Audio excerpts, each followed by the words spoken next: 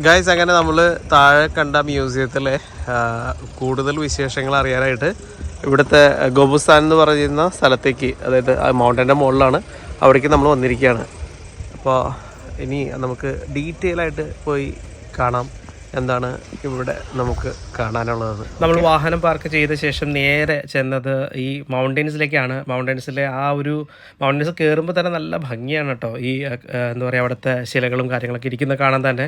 ആദ്യമത്തെ അവിടുത്തെ ഒരു പ്രധാന അട്രാക്ഷൻ എന്ന് പറയുന്നത് കയറുമ്പോൾ തന്നെയുള്ള ഒരു ശിലയിൽ ഗോബുസ്ഥാൻ എന്ന് എഴുതിയിരിക്കുന്നതും അതിൽ അവരുടെ ഹിസ്റ്ററിയും കാര്യങ്ങളൊക്കെ അവർ രേഖപ്പെടുത്തിയിട്ടുണ്ട്. അതെല്ലാം കണ്ട ശേഷം നമ്മൾ നേരെ അകത്തോട്ട് കയറിയായി. നമ്മൾ നേരെ നടന്നു പോകുന്ന വഴിയാണെങ്കിലും വളരെ മനോഹരമാണ്. നമുക്ക് പ്രത്യേകിച്ച് നമ്മളവിടെ എത്തുമ്പോൾ ഉള്ളൊരു ക്ലൈമറ്റ് എടുത്തു പറയേണ്ടതാണ്. നല്ല മഞ്ഞുള്ളൊരു ക്ലൈമറ്റാണ്.